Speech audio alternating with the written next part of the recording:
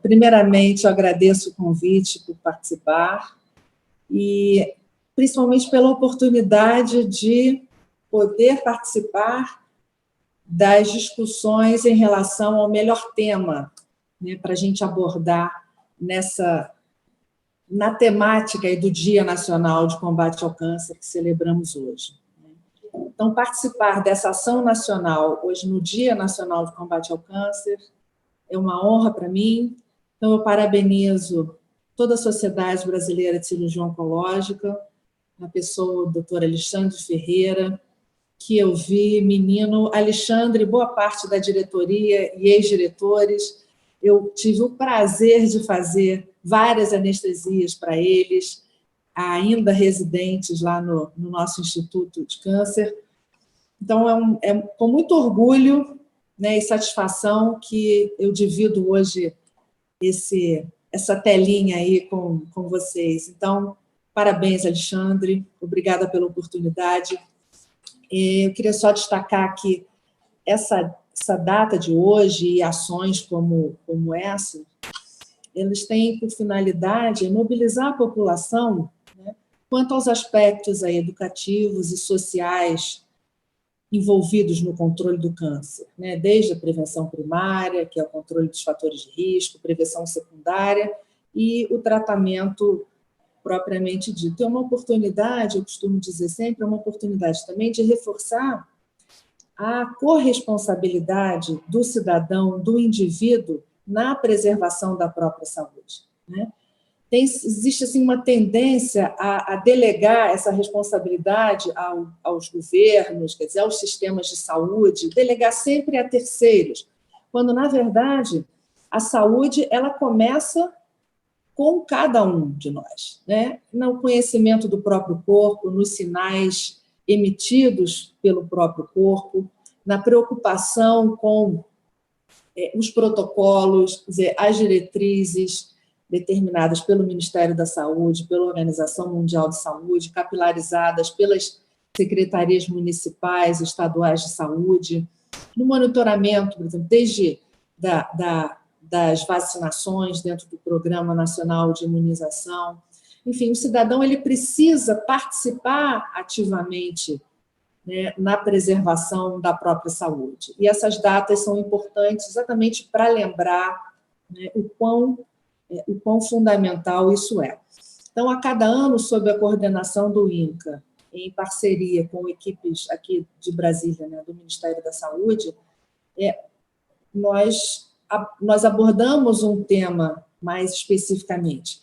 E, em conversas com o doutor Alexandre, nós pensamos em uma ação que chamasse a atenção para uma vertente do tratamento de vários tipos de câncer, que é a cirurgia. Então, dentro do tripé ali de tratamento, cirurgia, quimioterapia e radioterapia, fato é que, pelo menos 80% de todos os tumores incluem algum procedimento cirúrgico em alguma fase do tratamento. Então, a cirurgia tem um papel muito importante. E acabou sendo uma escolha muito feliz, especialmente em função aí da pandemia de Covid-19, né? Porque a pandemia impôs uma série de desafios a todos os sistemas de saúde, públicos e privados, no mundo inteiro, né, inclusive aqui no nosso país, e a cirurgia foi dentro desse tripé de tratamento, foi exatamente a que sofreu o maior impacto, né, pela pandemia, principalmente na saúde suplementar.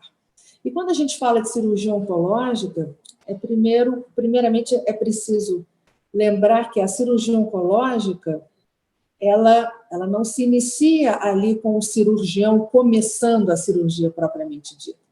Como o Alexandre falou, ela começa lá na frente, né, nas ações de promoção de saúde, no rastreamento e diagnóstico precoce da doença, no preparo do organismo, isso vai ser abordado mais à frente pela minha prezada colega, a doutora Cláudia Simões, anestesiologista. pelo preparo do organismo para, né, suportar bem o trauma da cirurgia, né, o trauma orgânico que a cirurgia representa, e ela continua no pós-operatório, né, controlando a dor, controlando, né, garantindo ali, acelerando o tempo de recuperação até a alta o mais precoce possível do paciente e o retorno às suas atividades diárias. Então, essa é a visão, por exemplo, da medicina que a gente chama perioperatória, que abrange todos esses momentos, o antes, o durante e o depois da cirurgia.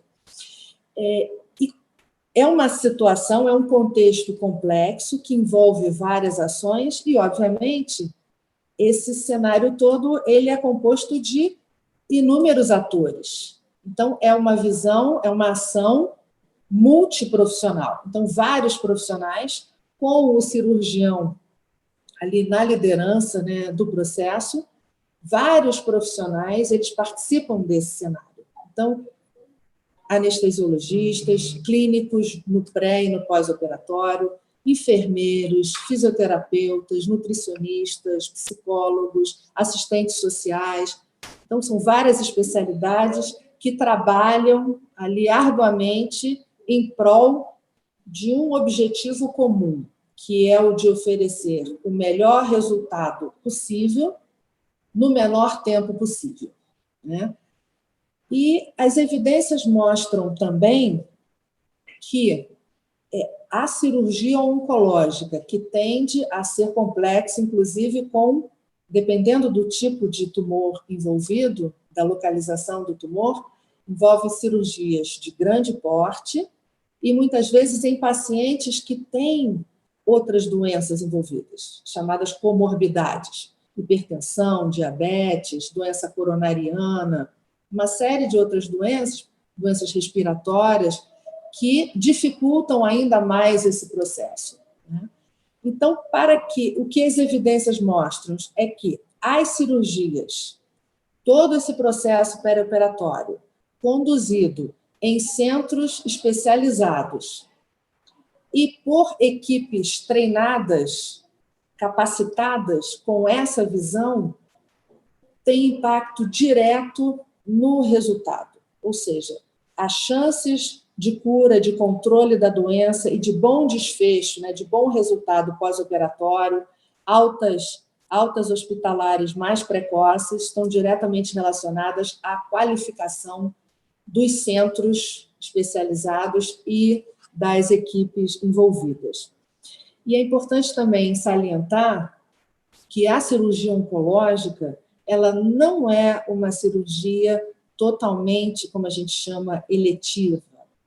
Ela tem sempre um caráter de urgência. Para a imensa maioria das situações, as cirurgias elas não podem esperar muito tempo, né?